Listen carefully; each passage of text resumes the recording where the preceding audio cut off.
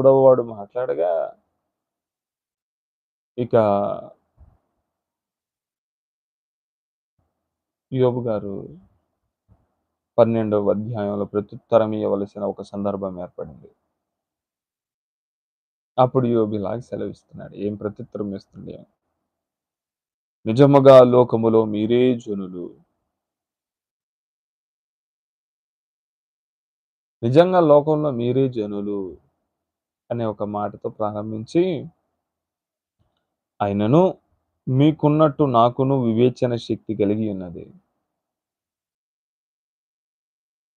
మీకున్నట్టు నాకు గూడా వివేచన శక్తి ఉంది. Point number 1. రెండోదంటున్నాడు, నేను మీకంటే తక్కువ జ్ఞానము కలవాడును కాను. 2. మూడవదిగా, మీరు చెప్పిన వాటన్నిటిని ఎరుగని వాడెవడు? 3. దేవునికి మొరపెట్టి ప్రత్యుత్తరము పొందిన వాడనైన నేను. 4. నా స్నేహితునికి అపహాస్యాస్పదముగా నుండవలసి వచ్చెను. 4 విషయాలు చెప్తున్నాడు యోబు గారు. చివరగా దానికి కన్క్లూజన్‌గా అంటున్నాడు, నా స్నేహితునికి హాస్యాస్పదముగా నుండవలసి వచ్చెను. నేను ఒక జోకర్‌లా అయిపోయాను. నేను ఒక కమెడియన్‌లా అయిపోయాను.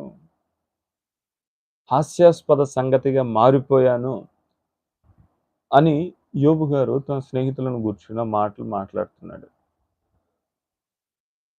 నేను ఒక హాస్యాస్పద వ్యక్తిగా మారిపోయానని యోబు గురించి తన స్నేహితుడు మాట్లాడుతున్నాడు. యోబు గారు తన స్నేహితులను గురించి మాట్లాడుతున్నారైతే, ఇక్కడ ఆయన సంబోధించిన 4 విషయాలు ఏమిటంటే, నంబర్ 1, మీతోనే జ్ఞానము గతించిపోవును. అయినను మీకున్నట్లు నాకున్న వివేచన శక్తి కలిగి ఉన్నది. నేను మీకంటే తక్కువ జ్ఞానము కలవాడను కాను. నాకు వివేచన శక్తి ఉంది. మీకంటే నేను తక్కువ జ్ఞానం కలిగిన వాడినేం కాను. అంత మాత్రమే కాదు, మీరు చెప్పిన వాటిని ఎరగని వాడు ఎవడు? మీరు చెప్పింది నాకు తెలీదనుకుంటున్నారా? దేవునికి మొర్రపెట్టి ప్రత్యుత్తరము పొందిన వాడనైన నేను ఇప్పుడు నా స్నేహితుడికి హాస్యాస్పదమైపోయాను. హృదయంలో నుంచి వచ్చిన మాటలు ఇవి యోబుకి. బాధతో, వేదనతో, దుఃఖంతో అంటున్న మాటలు. తన దేహమునకు వచ్చిన అనారోగ్యం కన్నా, తను కోల్పోయిన ఆస్తి, సంపదలు, సుఖము కన్నా ఈ మాటలు వారిని ఘాటుగా యోబు గారిని గురుచుకున్నాయి. ఒక దెబ్బైనా కొట్టొచ్చు గానీ, ఒక మాట అది మనస్సులో ఉండిపోతుందన్నది సామెత. అయితే యోబు గారి జీవితంలో మనం చూస్తూ ఉన్నప్పుడు ఈ మాటలు వాళ్ళు పలుకుతూ ఉండడం, ప్రత్యుత్తరం ఇస్తూ ఉన్నాడు, పలుకుతూ ఉన్నారు, ప్రత్యుత్తరం ఇస్తూ ఉన్నారు. అయితే ఆ ప్రత్యుత్తరంలో జోఫర్ గారికి ఇస్తూ ఉన్న 3వ ప్రత్యుత్తరం అన్నది చాలా గట్టిది. మీకంటే తక్కువ జ్ఞానము కలిగిన వాడిని నేను కాను. అంటే మీరనుకోవచ్చు, ఏంది యోబు గారు సెల్ఫ్ డబ్బా కొట్టుకుంటున్నారా? అంటే తక్కువ జ్ఞానం కలిగిన వాడిని కాను అంటే మీకంటే నేను ఎక్కువ జ్ఞానం కలిగిన వాడిననే? నో.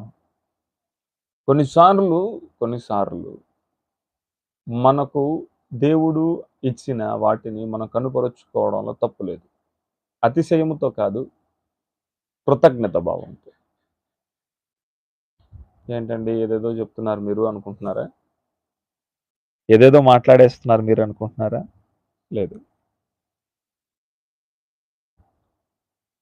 నా దేవుడు నాకు చేసిన మేళ్ళను బట్టి నేను అతిశయపడుతున్నా, తప్పులేదు. అయితే అవి నా వలన జరిగినదని నేను అతిశయపడితే అది పాపం. నేను తక్కువ జ్ఞానం కలిగిన వాడిని కాదు అంటున్నాడు. నాకు వివేచన శక్తి కలిగిన వాడినే. నేను వివేచింపగలను. మంచి ఏదో, చెడు ఏదో వివేచింపగలిగిన శక్తి నాకుంది. నేను తక్కువ జ్ఞానం కలిగిన వాడిని కాదు.